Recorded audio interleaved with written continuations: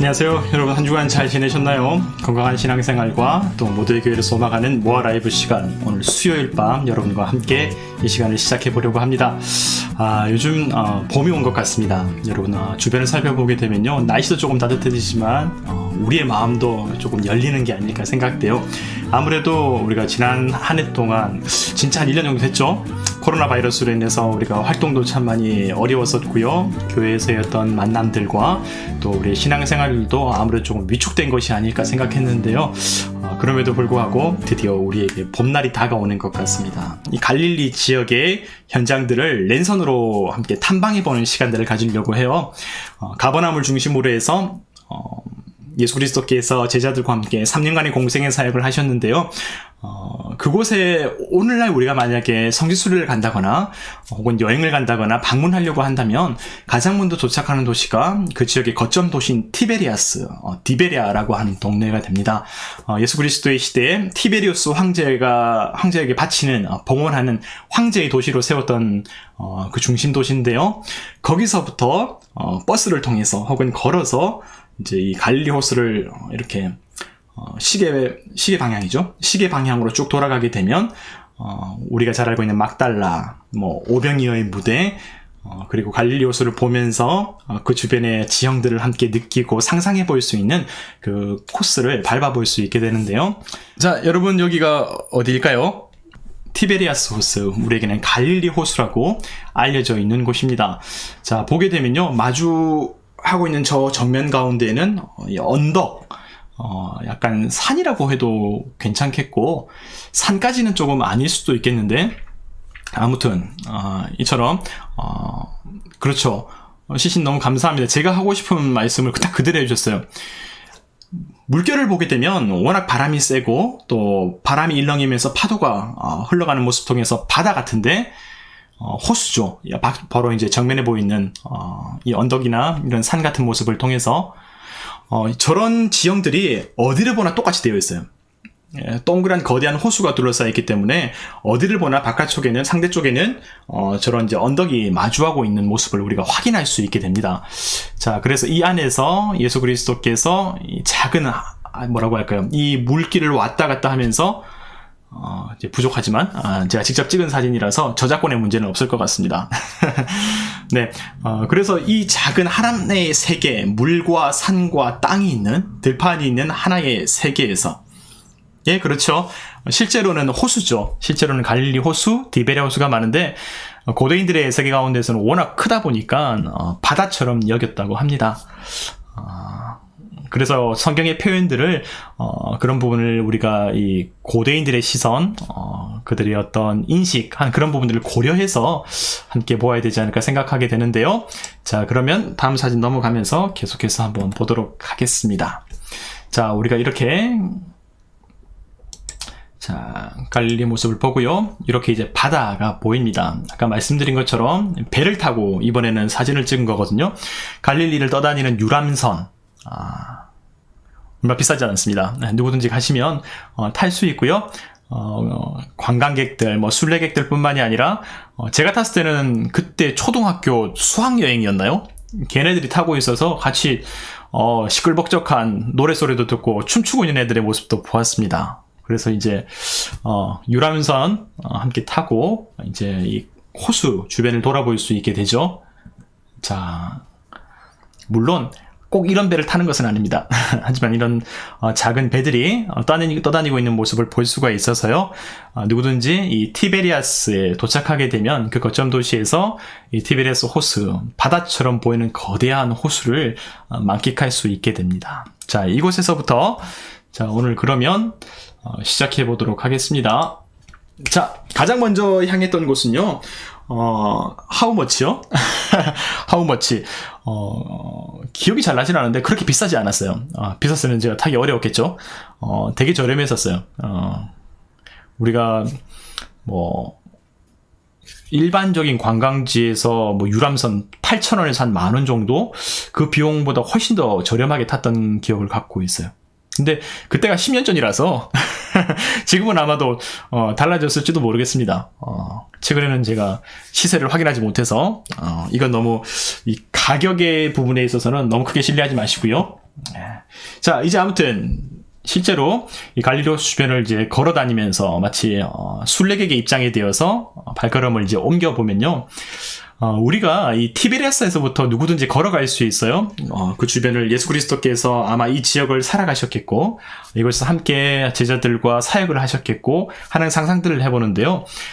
대부분이 추천하는 곳은 어디냐면 바로 이 지역까지 버스를 타고 이동하는 겁니다. 티베리아스 중앙역에 가게 되면 버스 터미널에서 버스를 타고 이곳으로 이동할 수 있는데요.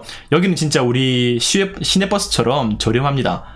그리고 여기서부터 보시면 아시겠지만 도로가 잘 정비되어 있어서 처음 이스라엘을 방문하는 여행객들도 누구든지 렌트로 차를 가지고 이제 이동할 수가 있어요. 그래서 초보 운전자도 쉽게 이동할 수 있는 좋은 코스입니다. 드라이브 코스로도 좋은 코스인데요. 제 같은 경우는 차로 이동하기보다는 버스로 잠깐 저기 간 다음에 거기서부터는 진짜 걸어갔어요. 한 1시간, 2시간 그 정도면 주변의 교회들과 그리고 가버나움까지 도착할 수 있거든요. 그래서 도보로 이동하였고 이곳에서부터 주변을 둘러싸고 있는 바다와 언덕과 길을 물씬 느낄 수 있는 좋은 모습들을 보게 됩니다. 자, 아까 그 길에서 쭉 정면으로 걸어가게 되는데요. 쭉 정면을 뚜벅뚜벅 우리가 짐들을 가지고 이제 길들을 걸어가게 되면 왼쪽으로 좌편으로 고개를 딱 돌리게 되면 어떤 그림이 보이냐면 바로 이 사진이 보이게 됩니다. 가운데에는 도로가 있지만 정비된 도로가 있지만 딱 고개만 왼쪽으로 돌리더라도 바로 이런 언덕, 좌편에 언덕이 보이게 되는 것이죠. 자, 이 언덕 보기 전에 잠깐만 다시 이전의 사진을 볼게요. 자, 여기서 보게 되면요. 제가 내린 이 버스 정류장이 어디냐면 탑가라고 하는 동네입니다. 탑가라고 하는 동네인데요. 이 왼쪽 길 어디냐면 왼쪽으로 향하면 바로 막달라, 미그돌이라고 하는 동네입니다. 막달라. 자, 막달라 마리아가 살았었던 동네죠. 막달라. 그곳이 왼쪽이고요. 바로 오른쪽에는 타브가 오병이어 교회가 있습니다. 오병이어 교회. 그래서 예수 그리스도께서 바로 이 부근에서 가버나움을 중심으로 활동하셨고 그곳에서 이 아마 그 다음 사진이죠. 바로 여기서 이런 언덕에서 이런 들판, 황량한 들판이죠. 그러니까 사실 우리가 생각하는 딱 쭉 곧게 펼쳐져 있는 그런 들판은 아닙니다. 그런 들판은 아닌데요. 이렇게 이제 사람들이 두런두런 둘러싸 앉을 수 있는 그런 곳에서 사람들과 함께 식사도 나누시고요. 함께 모임을 하신 것이 아닐까 상상해 보는 것이죠. 바로 이곳에서 오병이어의 사역이 있지 않았을까 연상해 볼 수 있게 됩니다. 자, 이렇게 왼쪽을 넘어서서 다시금 고개를 돌려서요. 오른쪽으로 보게 되면 바로 이 장면을 볼 수가 있습니다.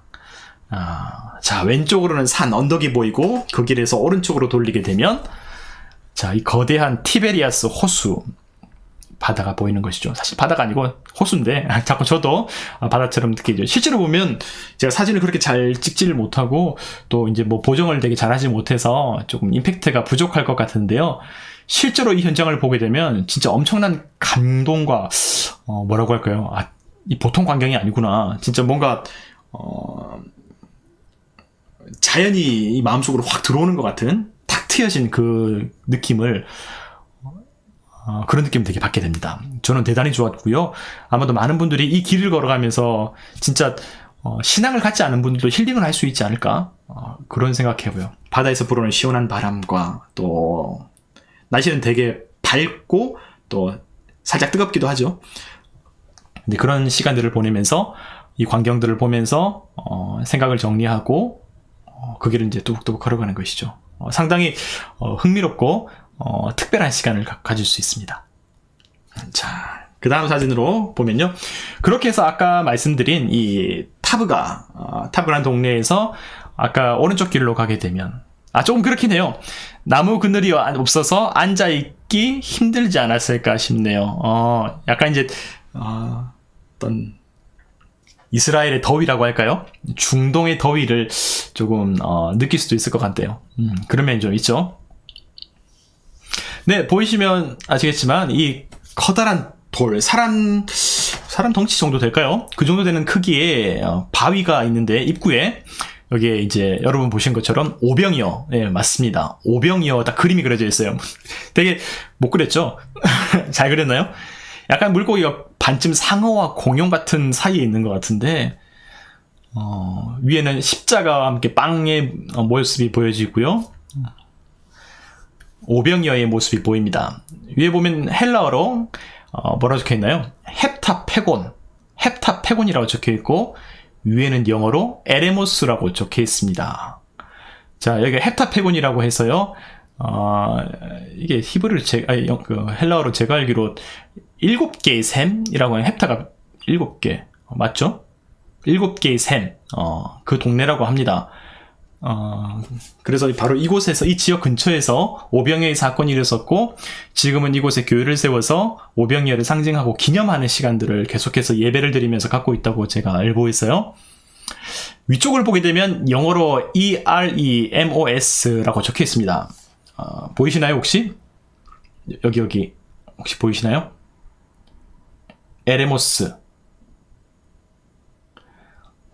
에레모스라고 적혀있는데 이것이 바로 광야라고 하는 예수 그리스도께서 빈들에 사람들을 모으시고 그 빈들에서 오병이어의 사건 일으키셨죠. 이 에레모스가 광야라고 하는 빈들이라고 하는 한적한 곳이라고 번역되어 있는 장소를 의미합니다. 나중에 이 빈들의 사람들을 모았는데 그곳이 이제 말씀을 보면 푸른 초장이처럼 이제 묘사되면서 그 사건이 그리고 장소가 완전히 새로운 시선으로 보여지게 되는 모습을 우리가 오병이어 사건을 통해서 마가복음의 현장을 우리가 발견했었죠. 자, 그 안으로 한번 들어가 보겠습니다. 오늘 우리가 첫 번째로 도착한 곳입니다. 타브가에 있는 오병이어 기념교회. 자, 보면요, 탑가라고 적혀 있고요. 발음이 조금 별로라도 좀 양해 바랍니다. 자, 보면 이 베네딕트 모나스터리, 베네딕트 수도회에서 지금 이곳을 이제 관리하고 있는 것을 확인할 수 있어요. 오전 8시부터 오후 5시 시간 여러분 잘 챙겨가시고요. 혹시나 가셨을 때 문 잠겨 있으면 낭패니까요. 주일에는 예배를 위한 시간만 갖고 따로 없죠. 토요일에는 오후 3시에 문이 닫혀 있고, 여러분 성지순례나 아니면 여행을 통해서나 방문했을 때 제일 난감한 순간이 그곳에서 문이 닫혀 있을 때, 막상 우리 힘들게 갔는데 문 닫혀 있을 때 되게 난처하거든요. 한번 기억하시고요. 자, 들어가 보도록 하겠습니다. 물고기의 상징처럼 그 안에 샘물이 있는데 이렇게 이제 잉어 같지 않나요? 잉어? 이런 것을 키우고 있더라고요. 물고기들을 키우고 있었고요. 그런 이제 어떤 주변의 분위기를 보면서 안쪽으로 이제 향할 수 있게 되었습니다.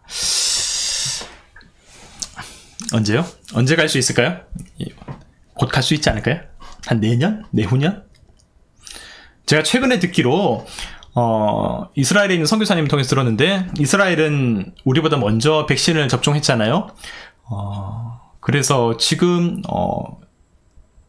단편일 수 있어요. 이게 전부가 아닐 수도 있는데 지금 이스라엘의 형편 가운데에서는 마스크도 지금 쓰지 않고 백신 접종을 다 한 이후로 일상생활을 재개하게 했다고 합니다. 그래서 다시금 이제 코로나 이전의 상황을 회복하려고 이스라엘 예루살렘에서 시도하고 있었던 그 사진들을 제가 보았는데요. 그것이 완전 제대로 정착하게 되고 안전하게 될 수 있을지 한번 보면서 아마 앞으로 우리의 어떤 활동과 운신의 폭이 조금 달라지지 않을까 생각해 봅니다. 물론 우리나라도 다 함께 안전하고 다시금 이제 한국과 외국을 왔다 갔다 했을 때 이제 격리 과정을 이제 또 거쳐야 되는 부분들이 남아 있으니까 언제 자유롭게 왕래할지는 모르겠지만요. 아무튼 그런 상황이 있다는 얘기를 저도 들었습니다.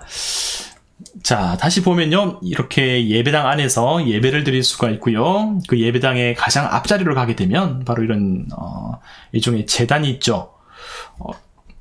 혹시 잘 보이시나요? 이 앞쪽에 보면요, 이곳에는 오병이어를 상징하는 물고기 2마리와 빵이 있고요. 이 장소에.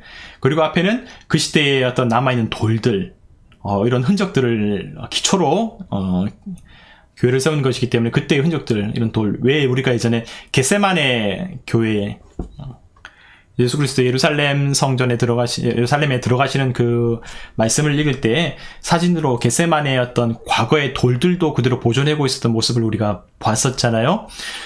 그 모습처럼 이렇게 그때의 흔적이 남아있습니다. 이런 돌. 사실 뭐 탄소 측정법을 했다거나 아니면 제가 직접 뭔가를 이것도 판별할 수 있는 능력이 있는 것은 아니라서 그렇겠구나 라고 하는 정도라서요. 여러분에게도 그 정도 안내해 드릴 수 있지 않을까 생각해요. 자, 다시 한번 넘겨가면요, 이렇게 오병이어 교회를 보는데 제가 한 가지 이 말씀을 여러분과 드리고 싶었어요. 여러분 혹시 잘 보이시나요?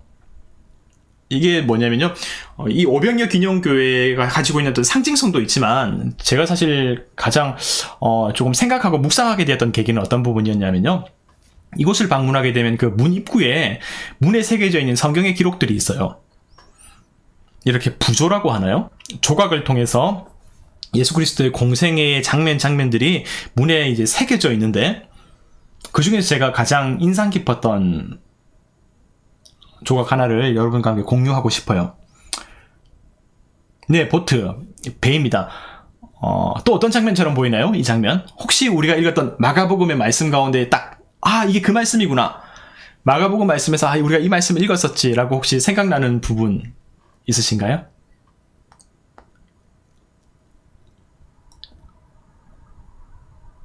혹시 기억 안 나시나요? 배 위의 설교. 그렇죠. 그렇습니다. 배 위에서 어떤 설교 하셨죠? 예수님께서?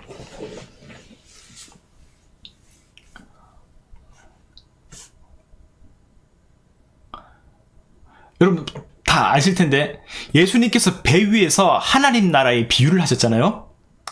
하나님 나라의 비유를 하시면서 가장 먼저 하셨던 비유가 무엇이었죠? 힌트 드리겠습니다. 마가복음 4장. 마가복음 4장. 천국은 마치 밭에 감추인 보화는 아니지만 네, 천국은 마치 밭에 감추인 보화는 아니지만 참 귀한 비유죠. 다른 비유 있습니다. 다른 비유. 농부와 관련되어 있습니다. 농부. 너무 다 가르쳐 드렸나요? 농부와 관련되어 있어요.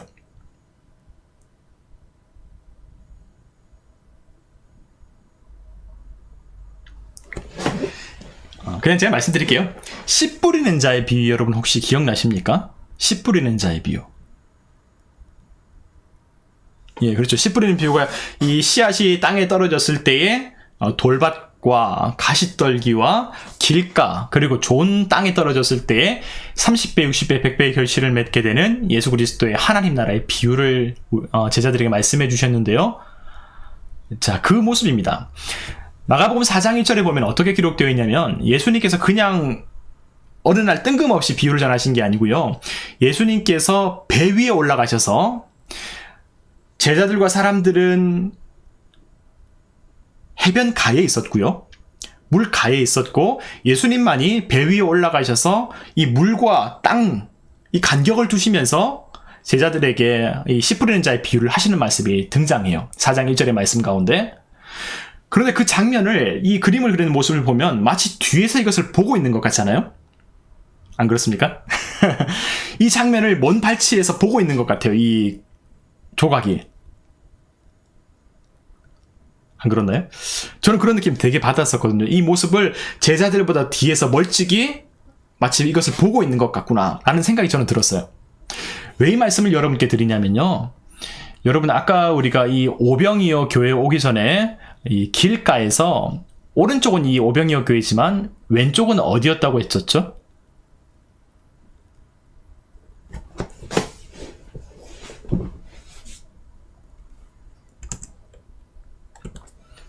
이게 오른쪽으로 봤을 때고 왼쪽으로 봤을 때인데, 바로 이 버스 정류장에서 오른쪽으로 가게 되면 오병이어 교회가 있었고, 왼쪽으로 가게 되고 오게 되면 어디라고 했었죠? 벌써 까먹었네? 괜찮습니다. 계속 이제 제가 반복해서 그냥 머릿속에 한번 새겨볼 수 있도록 하는 거니까요. 혹시 기억나시나요? 이 부근에 오병이어 기념교회와 함께 쭉 앞으로 가게 되면 가버나움이 있습니다. 우리의 목적지입니다. 오늘 목적지. 자, 가버나움 말고 여러분 우리가 알고 있는 지명 세 글자. 세 글자 갑니다. 세 글자. 자, 하나, 둘, 셋. 세 글자입니다. 사람의 이름. 그렇죠. 막달라. 정답입니다. 이거 뭔가 하나 확 해야 되는 거 아닙니까, 제가? 그렇죠. 막달라. 정답입니다. 바로 막달라요. 제가 왜 이 막달라라는 이름을 굳이 얘기했냐면, 이 막달라가 이제 사실 더 정확하게 표현하면 미그돌이라고 하는 동네입니다. 미그돌. 제가 써드릴게요.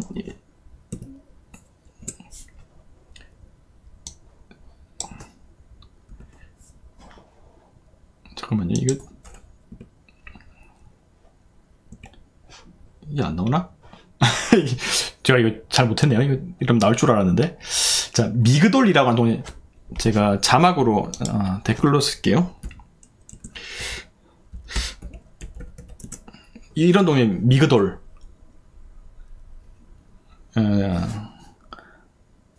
이 미그돌이 뭐냐, 믹돌이라고도 하는데, 사실 이제 이스라엘 사람들이 출애굽할 때도 믹돌을 지나갔다, 뭐 이런 표현이 나오거든요.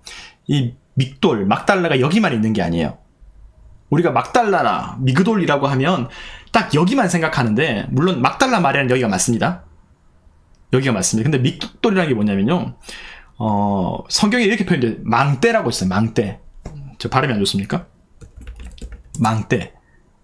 다른 얘기로 하면, 영어로 하면 더 이해가 편할 것 같아요. 타워.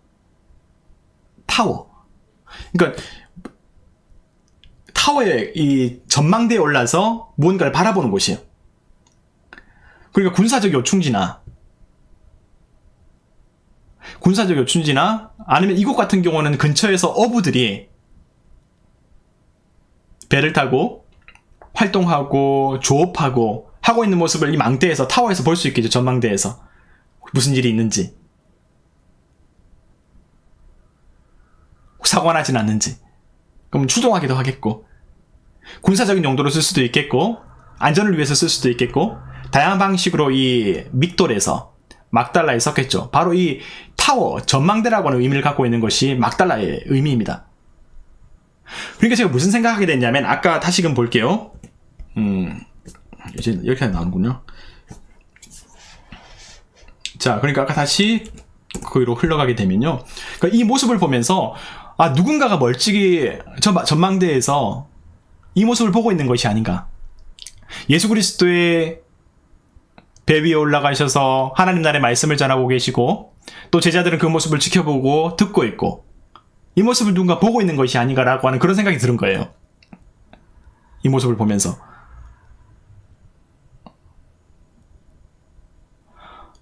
저는 이 과정들을 통해서 물론 그러지 않을 수도 있어요. 그냥 저희 상상력일 수 있는데, 만약 그러하다면, 그리고 전망대에서 이런 모습들을 하나씩 보게 된다면, 예수 그리스도의 삶을 목격하게 된다면 어땠을까? 주님의 삶의 모습들, 주님 행하신 일들, 주님의 일거수일투족, 그 모습을 바라보면서 주님을 따르게 되고, 주님의 삶 가운데 동참하게 되고, 분명한 것은 그런 인생들이 있었다는 것이고, 그리고 그 중에는 막달라 출신의 7 귀신이 틈탔지만 예수 그리스도로 말미암아 구원을 얻었었던 한 여인 막달라 마리아도 있었다는 사실이죠.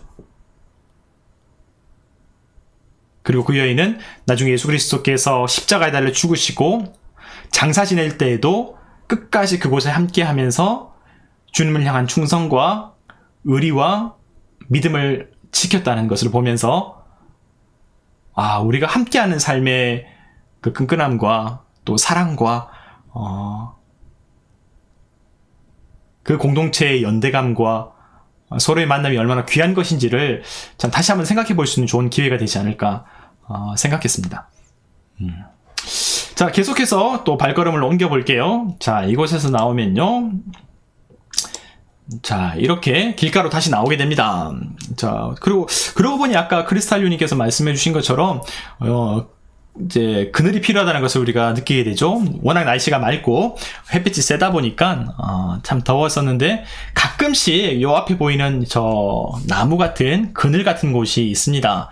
자, 그렇게 해서 다시금 길을 가다가 이제 또 새로운 곳을 발견하게 되는데요.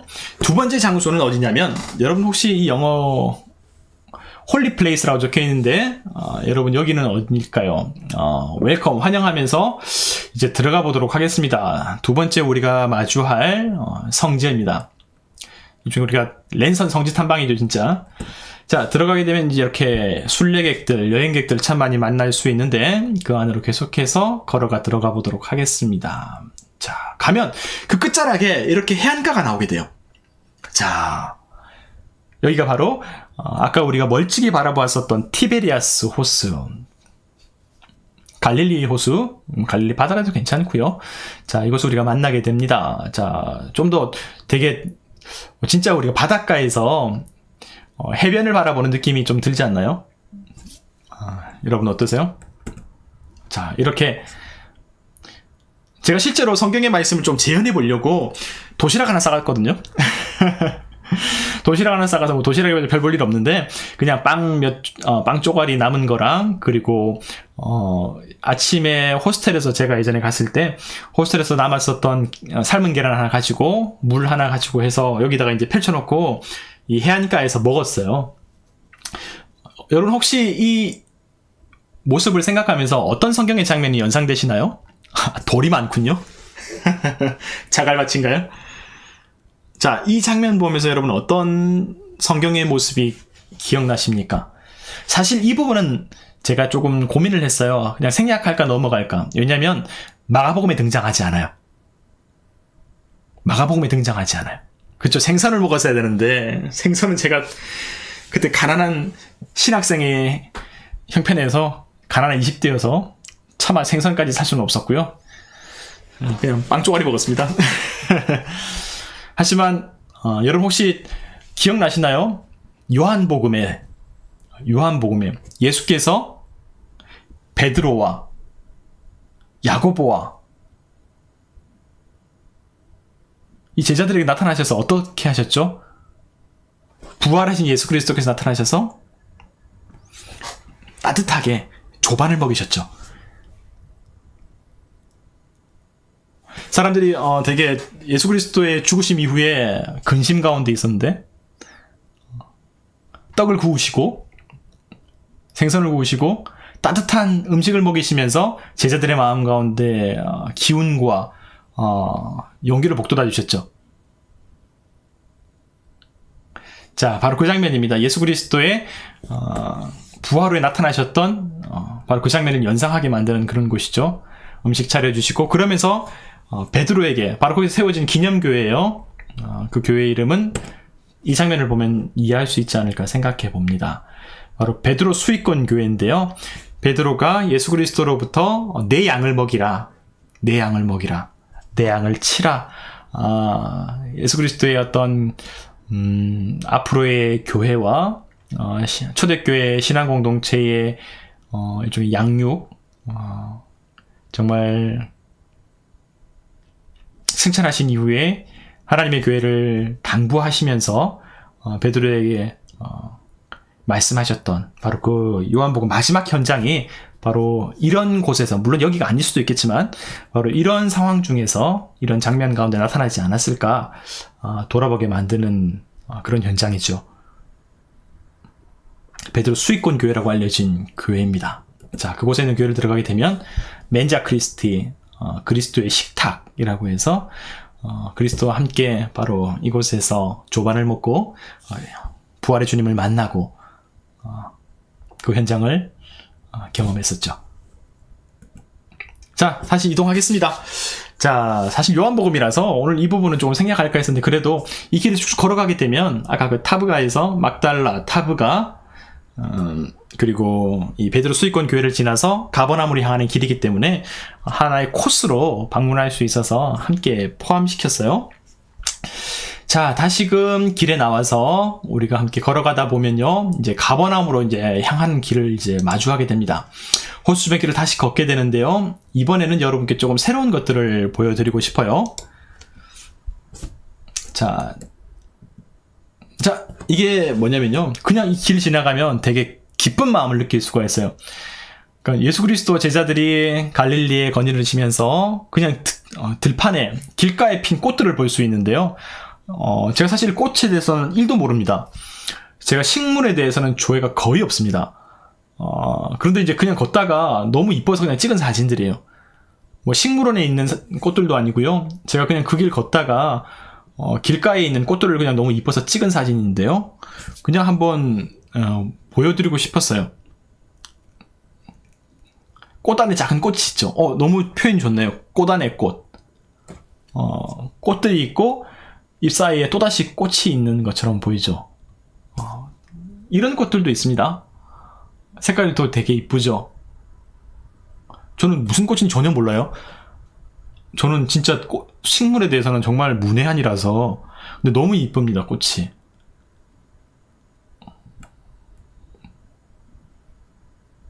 알록달록하죠. 물론 이 꽃들이 예수님께서 살아가셨을 때 마주하셨던 그 꽃인지는 저도 정확하게는 알 길이 없죠. 그리고 그 부분은 제가 조금 약합니다. 그런데 제가 이런 모습들을 보면서 예수님께서 하셨던 말씀들이 좀 이해가 됐어요.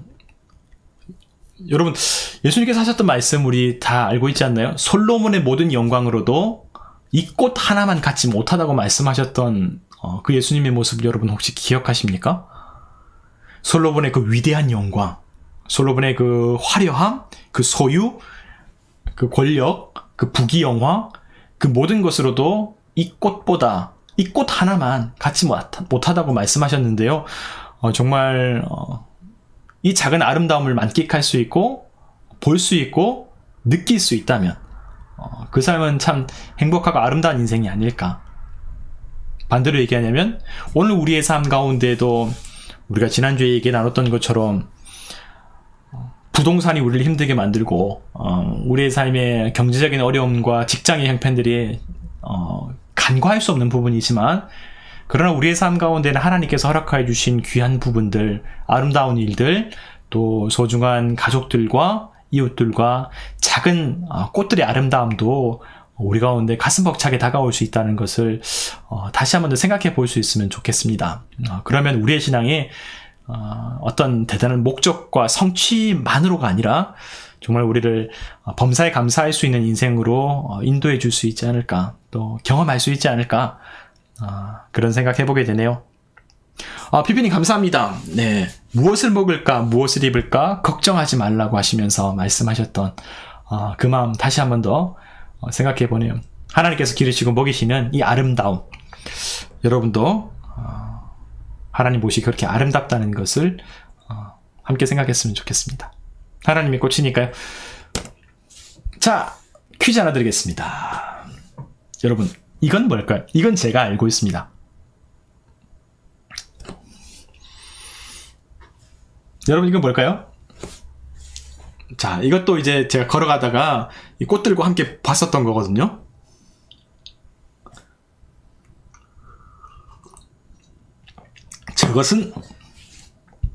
이것은 무엇일까요? 이것은 무엇일까요?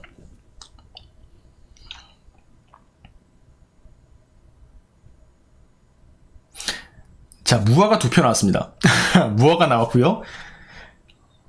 저도 사실 이게 무화과일까?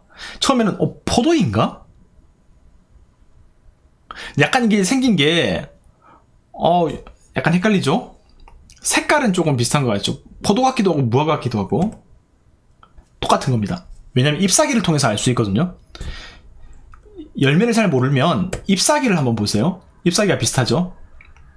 근처에 좀 더 익은 것처럼 보이는, 이거 보니까 포도는 확실히 아니죠. 그럼 이게 뭘까요? 무화과일까?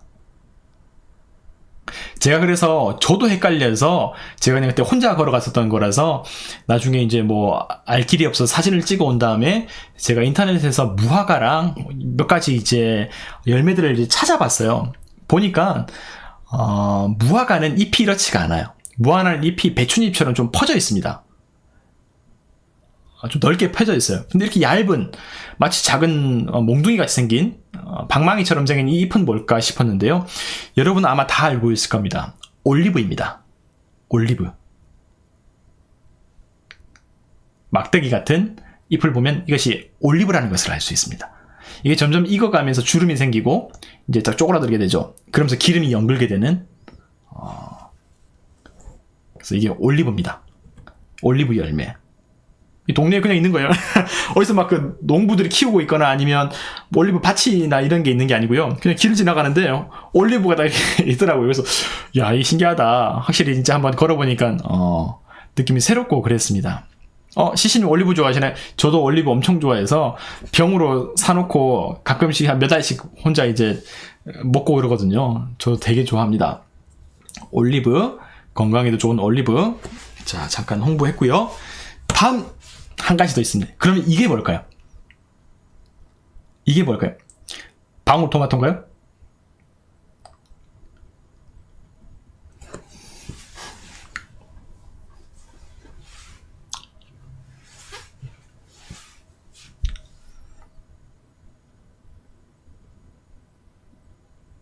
이게 뭘까요? 저것은 이제 다들 이제 너무 자신감에 차셔서 말씀해 주시네요. 그렇습니다. 이게 제가 알기로 무화과입니다. 무화과. 무화과. 이 잎이 약간 배추처럼 좀 퍼져 있죠, 이렇게. 무화과 나뭇잎이 마르고.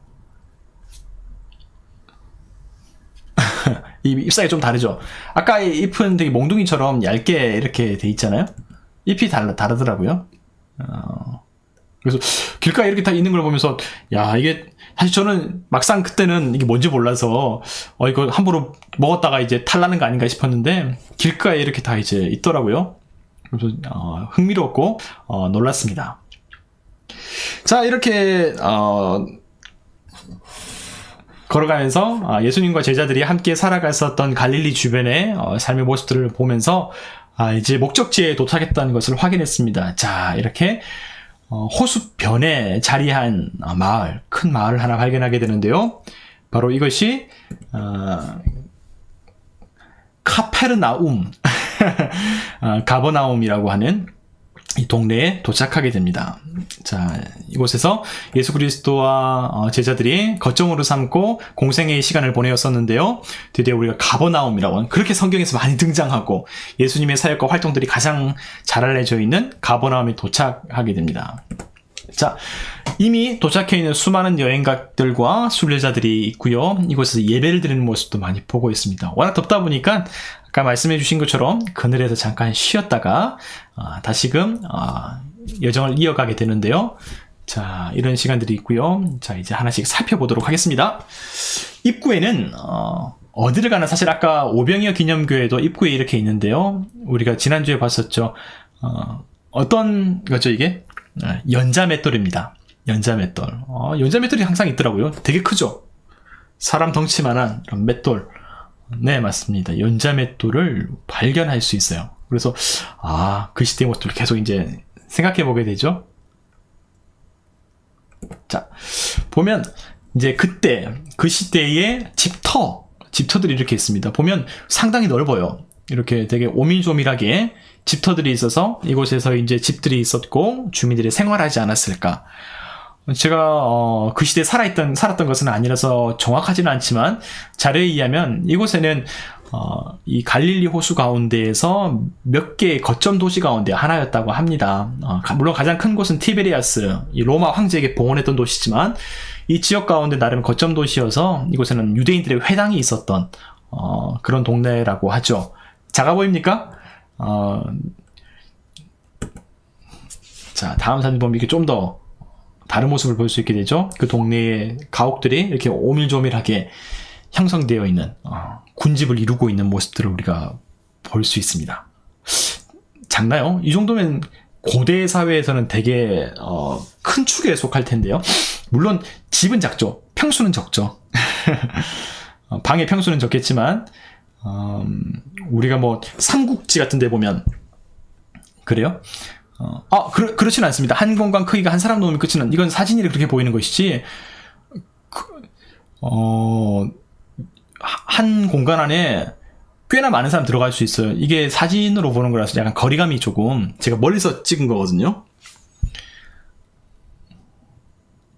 거실이 없나요? 상상력. 자, 이렇게 이런 당시에 사람들이 살았던 가옥들이 어떤 구조, 그런 것들을 볼 수 있고요. 아까 말씀드린 것처럼 그 한쪽 편에는 뭔가 조금 나름 따로 구별되어 있는 장소가 하나가 있습니다. 사람들이 자꾸 오고 가고 해서 제가 뭔가 해서 제가 가봤거든요. 뭔가 좀 중요한 게 있나? 무슨 신전이 있을까?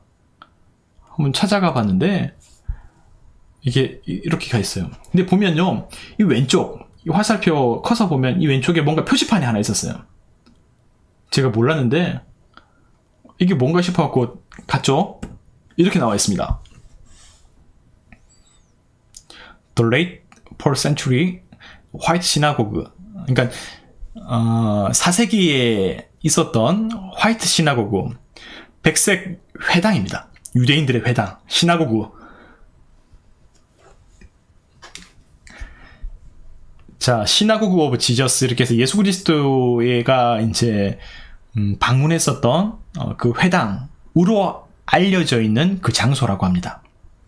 여러분, 우리가 마가복음의 가장 시작부터인 1장부터 우리가 예수 그리스도의 공생의 활동이 시작되었을 때 예수님께서 가장 먼저 기적을 일으키셨던 그 장소가 어디였는지 혹시 기억나십니까? 신약 성경에서 예수 그리스도가 첫 번째 이적을 일으킨 장소와 그 이적은 무엇일까요? 퀴즈입니다.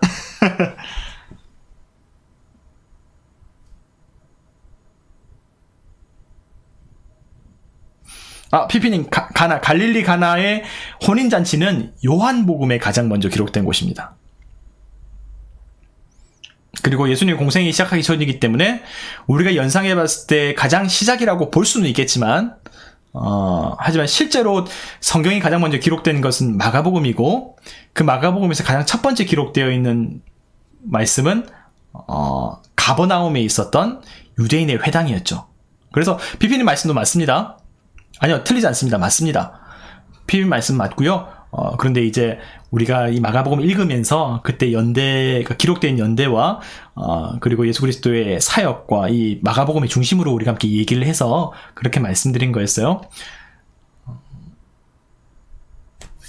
자, 가버나움에 있는 이 바로 회당에 들어가셔서 예수님께서 말씀을 전하실 때에 그 가운데 잠복해 있었던 귀신이 갑자기 발작을 하면서 나타나게 되었고, 그때 예수님께서 이 귀신을 쫓아내시는 모습을 통해서 유대인들의 삶 가운데 하나님의 말씀, 하나님의 거룩함이 임하기 이전에 그 귀신 들린 사람들이 가득해 있었고 그 귀신이 회당에까지 잠복해 있었구나 라는 말씀들을 우리가 보게 되었죠. 그래서 예수 그리스도의 거룩함이 나타나게 되었을 때에 사람들이 당연하게 여기고 있었고 아무렇지도 못하게 생각하고 있었던 귀신과 어울려 지냈던 삶 가운데에서 거룩함과 거룩하지 못함이 구별되게 되었고, 예수 그리스도의 능력으로 말미암아 귀신이 쫓아나가게 되었고, 바로 거기서부터 예수 그리스도께서 사역을 시작하셨구나. 그 출발의 과정들, 새로운 시대가 열렸다는 그 어떤 상징적인 현장을 우리가 마가복음 1장에서 읽었었거든요. 자, 그 안에 들어가게 되면 이렇게 좀 넓은 공간, 많은 사람들이 함께 있을 수 있는 넓은 공간들이 있었습니다. 아마도 이 안에서 지금은 거의 로마식으로 다 되어 있는데 그때는 어땠을까요? 그때도 로마식으로 완전히 바뀌었을까요? 그 부분까지는 제가 다 파악을 못했는데 이때는 아무래도 4세기니까 확실히 로마화되어 있는 건물 양식을 우리가 볼 수 있습니다. 그래서 이 좀 넓은 공간에서 많은 사람들이 함께 그 사건, 말씀의 사건, 그리고 회당에서의 어떤 말씀의 논쟁, 예배, 성경 공부 시간을 가지지 않았을까 생각해 보게 됩니다. 자, 여러분 잘 오셨고 이제 마지막 장면입니다. 이제 마지막 장면인데요. 바로 이곳입니다. 가버나움의 한 복판에 있는 건물인데요. 사실 이 건물이 중요한 게 아니고요. 이 건물 아래가 중요합니다. 이 건물 아래 이런 유적이 남아있어요. 아마 대부분의 방문객들이 이 흔적을 보기 위해서 찾아오는데요. 이게 혹시 뭘까요? 카페인가요? 핫플레이스? 카페. 약간, 제가 다시 볼까요? 카페처럼 보이나요? 카페테리아. 여기 아래, 이 바닥 부분에 이렇게 있어요. 위에 보면, 이런 건축 구조물이 있죠. 이 위에 아까 그 건물이 있고요. 그 밑에 이렇게 되어 있습니다. 목욕탕 나왔습니다. 목욕탕. 그럴듯한데요? 목욕탕? 옆으로 보면 이렇게 되어 있어요.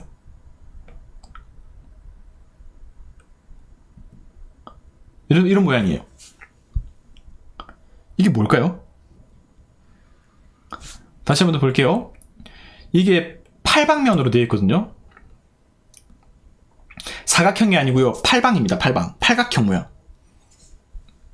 약간 이 흔적만 남아있는데, 냉탕, 온탕 딱이네. 이 목욕탕이 진짜 목욕탕으로 됩니까? 그러면 앞으로 이제 모두의 교회, 모하 바이블의 어떤 권위가 상당히 이제 깔아앉게 되겠죠? 어떤 이상한 목사가 저기로 목욕탕이라고 했다더라. 여러분 아닙니다. 목욕탕 아니고요. 예, 제가 한 얘기가 아닙니다. 제가 잠깐 발을 빼고 있는데, 여러분 혹시 이 가버나움에서 가장 중요한 장사라고 해야 될까요? 가버나움. 이곳이 어디일까요? 그냥 한번 상상을 해봅시다. 어디일까요? 예, 팔각형 모양이에요. 팔각형 모양이 그렇게 중요한 건 아니고요. 그냥 팔각형 모양은 그냥 그렇다는 것이고, 가버나움에서 가장 중요한 곳 어디라고 여러분 생각하시나요? 회당은 아까 했죠? 안녕하세요. 반갑습니다. 처음 뵙겠네요. 네, 회당은 아까 지나왔었던 바로 이곳이죠. 예수 그리스도의 회당이라고 알려져 있는 화이트 시나고그. 여기가 회당이었고요. 자, 이곳은 바로 이곳입니다. 가버나움의 가장 중앙부에 있는, 자, 카페테리아 아니지만 아무튼 저 건물의 아래에 있는 바로 이곳인데요. 마을회관. 마을회관. 조금 더 그래도 그럴싸해지는데요. 그러면 성경의 관점, 성경의 기준으로 해서 마을회관 같은 그런 중심지라고 하면 어디라고 생각해 볼 수 있을까요? 하우스? 집? 하우스? 약간 여러 의미가 있는데, 하우스라고 하면. 하우스 되게 좀 약간 안 좋은 의미 같지 않습니까? 가버나움에서 예수님과 제자들이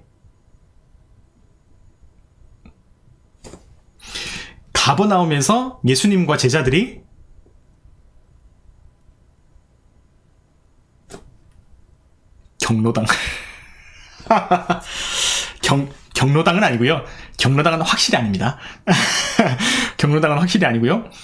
가버나움에서 예수님과 제자들이 거점으로 삼고 함께 머물렀었던 바로 그 집, 베드로 장모의 집으로 역사 속에서 전승되고 알려졌었던 장소입니다. 예수님께서 제자들과 함께 가버나움에서 머무실 때에 바로 마가복음 1장에 기록되어 있죠. 베드로의 장모의 집에서 베드로 장모의 열병을 구하면서 고쳐주면서 바로 이곳에서 생활하셨고, 이곳에서 주변에 있는 사람들과 함께 하나님 나라의 말씀을 나누었던 곳이죠. 마가복음 1장 보면 예수님께서 바로 이곳에 있을 때에 온 마을에, 온 사방에 병든 자들과 귀신 들린 자들이 예수님께 나왔었고, 예수님께서 밤새 그들을 고치신 뒤에 그 밤을 보내시는 모습이 기록되어 있습니다. 거점으로 삼았던 곳이 바로 이 베드로 장모의 집이고, 그 다음날 새벽에 일어나셔서 에레모스 빈들로 나가셔서 새벽 미명에 한적한 곳, 그 에레모스에서 기도하셨죠. 그것이 예수 그리스도 공생의 출발이었습니다. 역사 속에서 사람들에게 베드로 장모의 집으로 여겨졌었고, 나중에는 초대교회 성도들이 초대교회 공동체의 교회로서 모였던 장소로 여겨지는, 그렇게 역사 속에서 보존되어 온 장소가 바로 이곳입니다. 바로 이곳을 기념하여서 그 위에 함께 공간을 만들었고요. 그래서 지금도 순례객들이 방문해서 이 모습을 보고 기도하고 그 위에서 내려본 그 흔적들을 이렇게 볼 수 있게 되는 것이죠. 이렇게 유리 바닥으로, 그 안에 우리가 봤었던 카페가 아니고요. 카페테리아가 아니고요. 그 안에서 유리 바닥으로 밑에를 완전히 볼 수 있는, 아까는 이제 옆모습이었지만 이것은 위에서 밑으로 볼 수 있는.